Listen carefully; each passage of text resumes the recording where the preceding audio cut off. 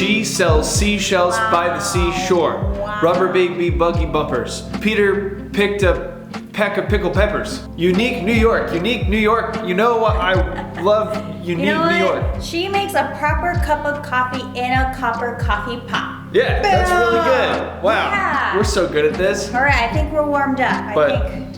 why are we doing this? Well, so we can make our best marketing mastery video to date.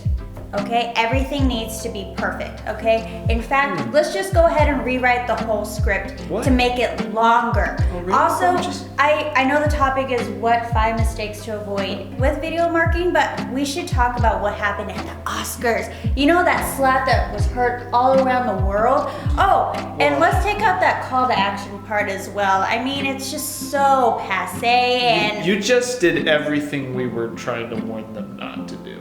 No, really? Yeah, All 5? almost all 5. My strive for perfection? Yeah, that's number 1. Remember, when it comes to your dental practice's video marketing, try not to get hung up on every little detail. Mistakes happen and things change. When that happens, don't overanalyze it. I mean, that makes sense. So the goal isn't perfection. It's about the video topic itself. Which was your second mistake. Oh, when I started talking about the Oscars, you know, that actually makes sense since that has nothing to do with video marketing. So avoid talking off topic and just get to the point.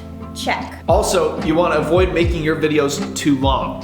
When it comes to social media, patients tend to have a short attention span. 1 to 2 minutes is an ideal length. But that's not really a whole lot of time to work with. Right, it's not. But even if your video is short, it's not a guarantee that patients will watch your video. You have to hook them right off the bat. So we have to make certain that first 10 seconds is fire. Yeah.